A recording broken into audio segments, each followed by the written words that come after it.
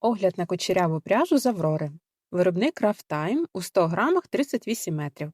Склад 100% поліестер. Здалеку схоже на пряжу букле, але це не вона. Я зустрічала в ось таких кольорах. Рожевий дуже милий. З бежевим будьте уважні, бо він є в двох тонах, що я помітила не одразу і отримала ось це. Нитка дуже м'якенька, приємна на дотик, міцна, але лізе. Найкомфортніше мені було в'язати гачками з номера 4 по 8.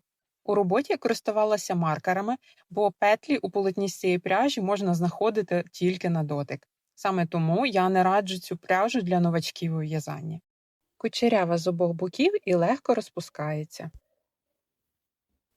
А ще дуже зручно ховати кінці.